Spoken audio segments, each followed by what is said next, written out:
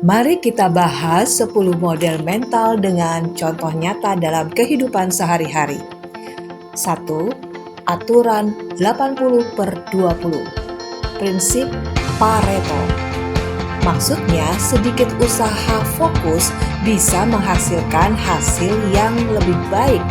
Di dunia ini biasanya 20% dari apa yang kita lakukan menyumbang 80% keberhasilan kita. Sisanya 80% hal lain, seringkali hanya hal kecil yang kurang penting. Contoh, belajar untuk ujian, fokuslah menguasai 20% materi, inti atau bab yang paling sering keluar. Hal itu sudah cukup untuk membantu Anda menjawab 80% soal ujian dengan baik daripada membuang waktu menghafal seluruh buku. Lalu yang kedua, yaitu keyakinan kuat, dipegang secara longgar. Disebut strong belief loosely held. Keyakinan kuat dipegang secara longgar, teguh, pendirian tapi tidak keras kepala. Jika memang salah, Anda akan mendengar.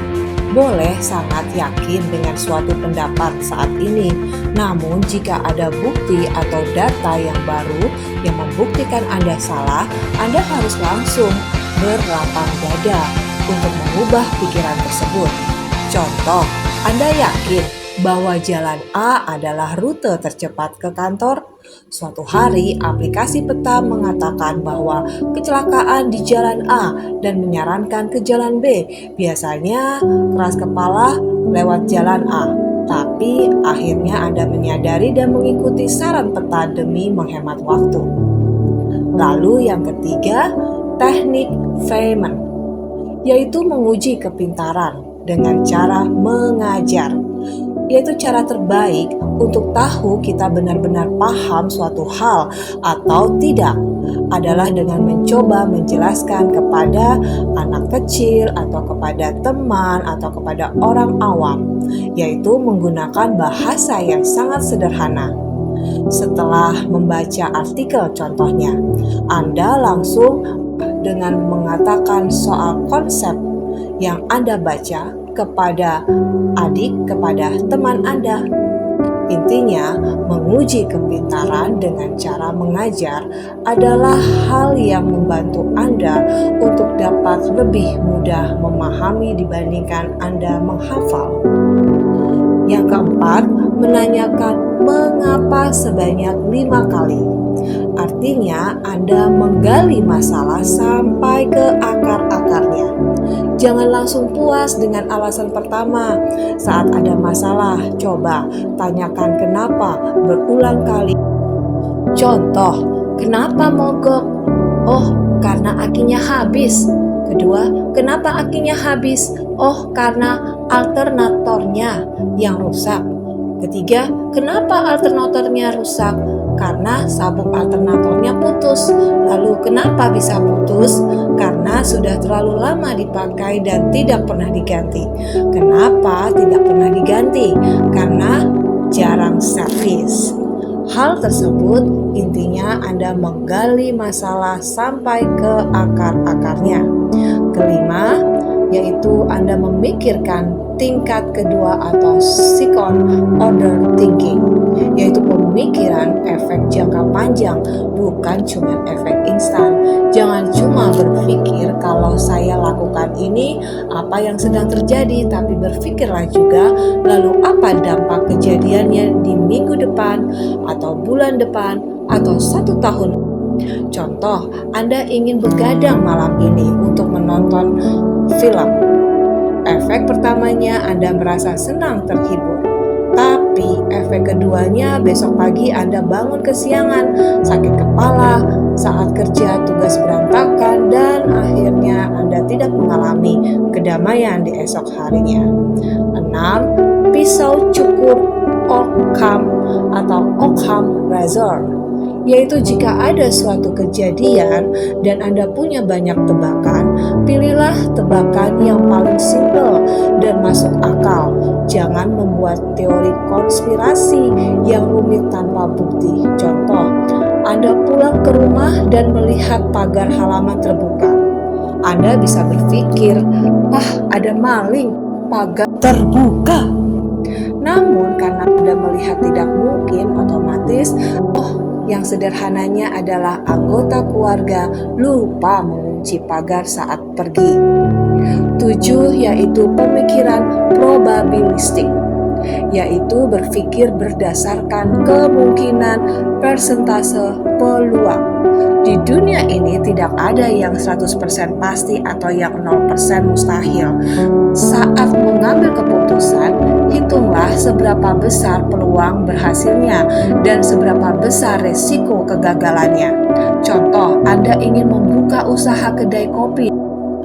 Anda bisa menganalisanya kembali, yaitu 60% gagal karena saingan ketat atau 40% sukses jika punya menu unik.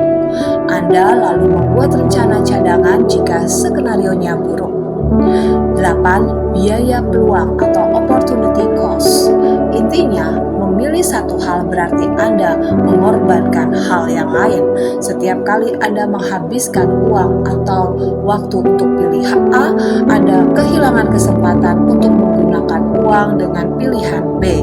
Contoh, Anda punya uang 500.000 dan Anda meluangkan hari Sabtu dan memakainya untuk nongkrong di kafe, otomatis opportunity cost biaya peluang yang hilang, Anda tidak bisa menabung atau berolahraga.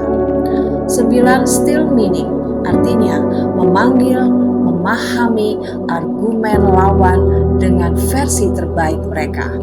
Kebaikan yang menjatuhkan lawan biasanya itu suka terjadi, tetapi dengan sikap kedewasaan Anda justru membangun memahami argumen lawan dengan sekuat dan seadil mungkin dan bijaksana.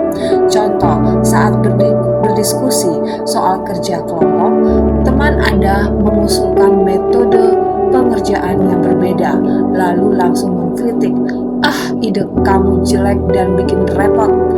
Anda justru berkata, saya paham maksudmu, dengan cara itu kita memang bisa lebih hemat kuota internet, tapi Anda bisa menjelaskannya lagi. Dari cara ini membuat diskusi lebih sehat tanpa berantem. Anda berusaha menghadapinya bukan dengan emosi tetapi dengan kedewasaan dan profesional. 10. Pertumbuhan majemuk atau compound growth. Ini adalah efek bola salju dari kebiasaan kecil. Perubahan besar tidak terjadi dalam semalam. Jika Anda memperbaiki diri atau belajar 1% setiap hari dengan konsisten, maka 1 tahun hasilnya akan menumpuk menjadi berkali-berkali lipat lebih hebat. Contoh, Anda menabung atau membaca buku. Jika Anda konsisten membawa hanya 5 halaman buku setiap hari dalam setahun, Anda sudah membaca 1.800 halaman, setara dengan 6-9 buku tebal.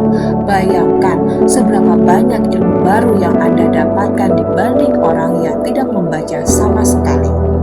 Jika Anda ingin mencoba melatih salah satunya, kita bisa mensimulasi situasi Anda dalam coaching. Apakah saat ini Anda sedang menghadapi masalah yang membingungkan, atau Anda sedang mengambil keputusan dalam hal peluang-peluang tertutup baik masa depan Anda bisa mendaftar sesi coaching dengan mendaftarkan bio